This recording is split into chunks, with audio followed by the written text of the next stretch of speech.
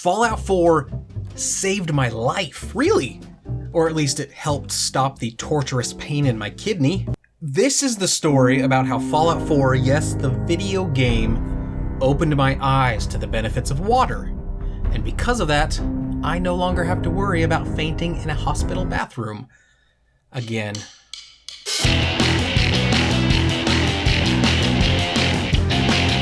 Before I go any further, please consider clicking the red subscribe button below this video and clicking the bell notification icon. I make humorous videos about video games, and sometimes, like today, I tell you how video games are so great they can save lives, like mine. Which perhaps Bethesda wouldn't want to get blamed for that. No offense taken, Bethesda, I get it. My life might not be worth saving as I'm not a prime specimen of human intelligence, as this video will show you. Fallout 4 gets blamed for a lot of things. It gets blamed for misleading dialogue trees. Fallout 4 gets blamed for featuring an easily distracted protagonist without a consistent sense of priorities. To exemplify that point, here's the setup to the game. You have been cryogenically frozen for many years following a nuclear bomb explosion, during which time your baby has been kidnapped and the world has turned post-apocalyptic. Upon emerging from your cryostasis, you're hopped up on revenge adrenaline to get your baby back and to punish those who took him. But oh look, is that a fork? Oh, and is that a glass bottle? Oh, I'm gonna do so much crafting. What about your baby? What baby? So Fallout 4 lacks a logical storyline, but its survival mechanics make sense. Tiredness can lead to fatigue, which means your stats drop and you aren't able to perform as many moves during a turn.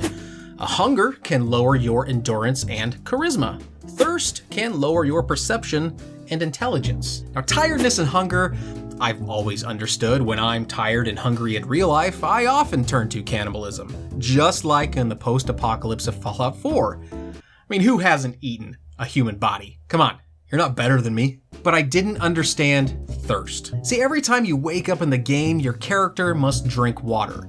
A lot of water. While this simple mechanic may seem to most people an obvious choice as a real-life proxy for survival, when I first played Fallout 4, I was stumped. How much water does this person need, I thought. I considered the dehydration gauge just a forced, unrealistic game mechanic. I considered this even though I had been instructed by my own doctor to drink more water because I had just suffered a year of kidney stones, surgeries, bloody pee, and bloody heads, caused in part by chronic dehydration. The year prior, in 2014, I suffered through my first kidney stone. It was a painful experience for me, but strangely, it brought pleasure to a lot of people. See, I recorded a video during those first pains. It was basically just me hunched over my desk at home, complaining to a camera for several minutes about how much pain I was experiencing. And people loved it. They loved seeing me in pain. To this day, the video is the most popular video on my YouTube channel by a huge margin. This channel is a video game channel, which focuses on video games, not on stones of any sort. Not kidney, not gallbladder, not rolling. The YouTube algorithm just thought I looked good in pain. The doctor diagnosed me with a kidney stone, one big enough to warrant an emergency lithotripsy. Now, I'm a smart adult with a college degree, so I know lots of words, but not lithotripsy. So having no idea what a lithotripsy is, I tried breaking it down into litho, meaning stone, of course, and tripsy, meaning to be stoned, of course. But lithotripsy doesn't mean a stoned who gets stoned. My degree is worthless. A lithotripsy, as it turns out, is a way to crush stones. Tripsy apparently means to crush, but don't worry, the doctor doesn't use traditional stone pulverizing methods like hammers or grindstones or slaves. No, the doctor uses an articulating white cannon of sorts, similar in look to GLaDOS from the Portal games. But the lithotripsy machine doesn't make fun of your failures like GLaDOS does. Instead, the lithotripsy machine is silent, like a judging mother who's just, disappointed in your failures, specifically the failure to drink enough water. The lithotripsy machine works by sending shockwaves into the kidney to break down the non-passable stone fragments into passable stone fragments. A lithotripsy feels like what I assume getting a tattoo feels like, except instead of leaving behind a symbol of your love for a cute animal, or your devotion to a band, or your respect for a dead family member, you're left with a symbol of your hatred for proper hydration and the resulting mark on your skin.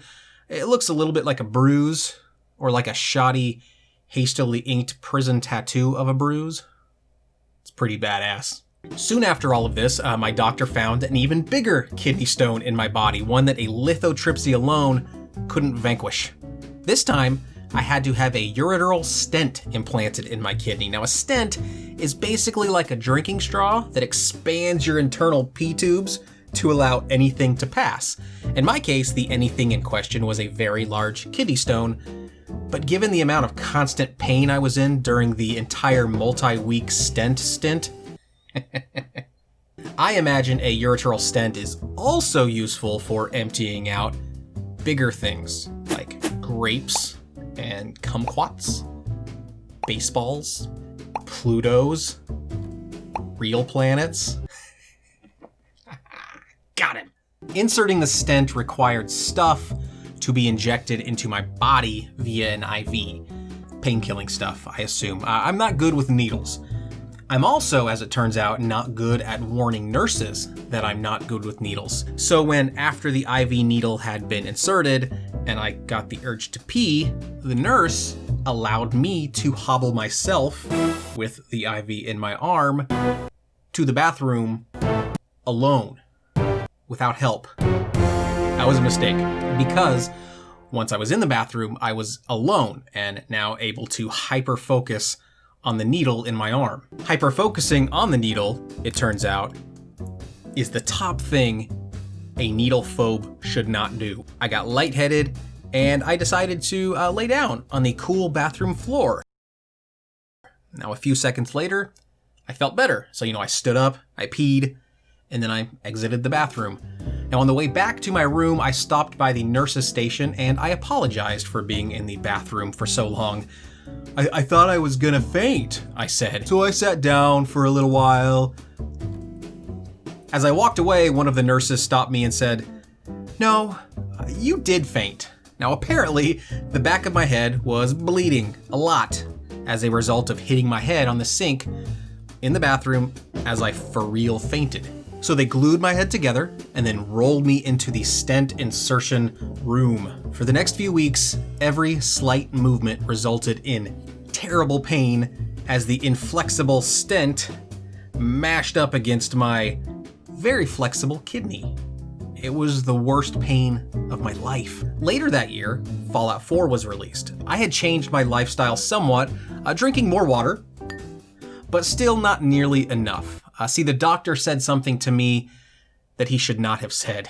He said, "Well, if you get a kidney stone, you'll probably continue getting kidney stones your entire life." I translated that to mean, so it doesn't matter how much water I drink, I'm still going to suffer? After all that, the lithotripsies, the stent, a violent bathroom sink, I still wasn't convinced to drink enough water. I'm dumb.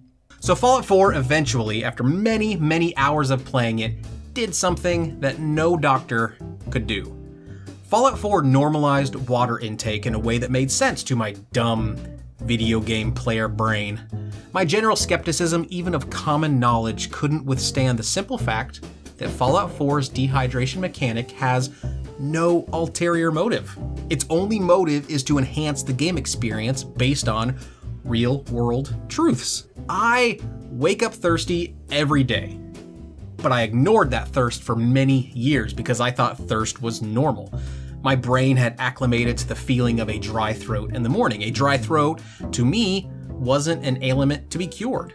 In the same way that having 10 toes isn't meant to be cured, or that having 2 ears isn't meant to be cured. My character in Fallout 4, she woke up thirsty every single day. But unlike me, her ignoring the problem led to a weakness and death, and it did so quickly enough that the consequence for not drinking water was easy to understand.